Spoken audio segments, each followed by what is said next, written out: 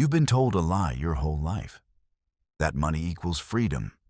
That if you just earn more, buy more, own more, then one day you'll finally feel at peace.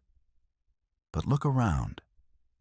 People are working longer hours than ever, drowning in debt, chasing lifestyles they can't sustain, comparing themselves endlessly to strangers on screens. They buy things they don't need, with money they don't have, to impress people they don't even like. And the result? Emptiness, anxiety, a life chained, not free. The Stoics saw this illusion 2,000 years ago.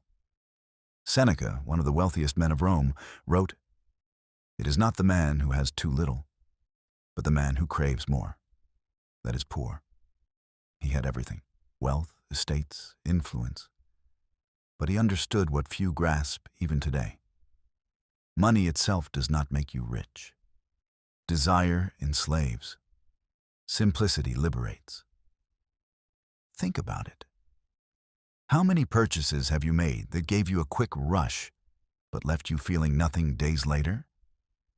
The new phone you couldn't wait to have, that now just sits in your pocket like the last one. The shoes you bought to impress, already forgotten by the people you wanted to notice. The expensive dinner that lasted 2 hours but cost you half a week of work.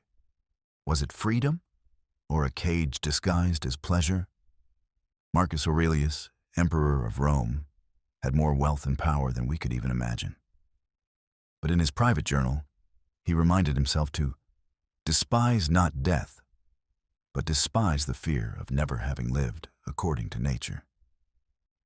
He knew that wealth distracts if you chase it blindly.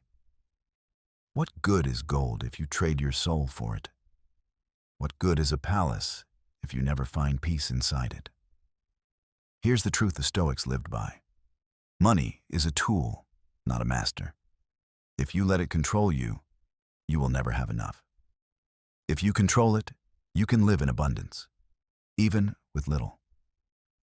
Now pause and ask yourself, what is your relationship with money right now? Do you work for it, or does it work for you? Do you spend to fill a void, or do you spend to build a life? This question reveals everything. Let's dig into the pain points, the chains most people don't see. First, debt. How many people are buried in loans, credit cards, mortgages they can barely pay, all because they chase the image of success? They're not free. They're servants to banks, to interest rates, to paychecks that barely cover the bills. Second, comparison. Social media shows us highlight reels of luxury trips, designer clothes, dream houses. And without realizing, we spend, not because we need, but because we're afraid of being less. That fear is slavery. Third, impulse. The sale, the deal, the new trend. These are traps. Every impulse purchase is another chain. The Stoics trained themselves to see through these illusions. Epictetus was born a slave. He had nothing. Yet he said, "Wealth consists not in having great possessions, but in having few wants." Imagine living that way. Imagine needing so little that no one could ever control you with money. Imagine the calm of being untouchable by greed, immune to envy. That is real wealth. But let's make this practical. How do you actually spend money like a Stoic today?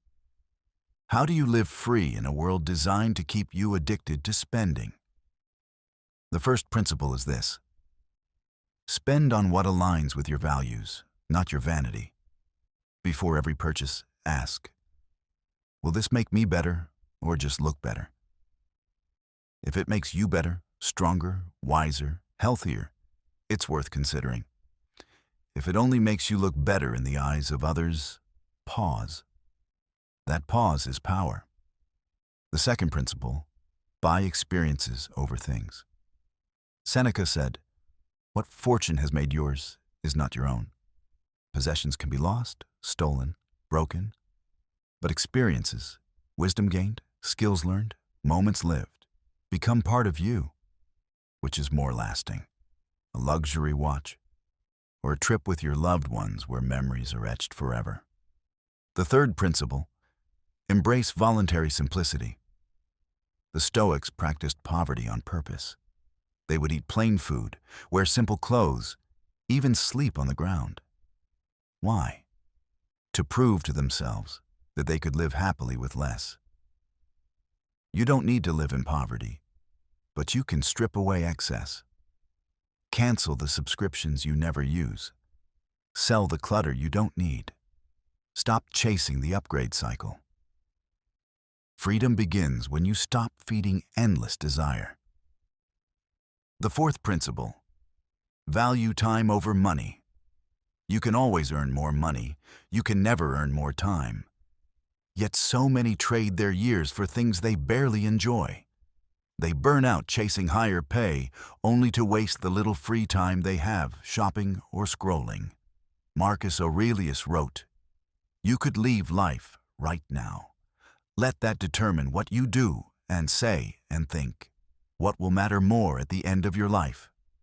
The possessions you bought, or the time you spent aligned with your soul?" Now let's address a hidden truth. Spending like a Stoic doesn't mean never enjoying life. It doesn't mean hoarding every coin, or refusing beauty, or denying yourself pleasure. The Stoics weren't ascetics who hated comfort. They enjoyed wealth when it came, but they weren't owned by it. The rule is simple. Enjoy without attachment. Use money, but don't worship it. Eat the fine meal if fortune provides it, but don't be ruined if tomorrow you eat bread. That flexibility is freedom. Here's a practical exercise you can try.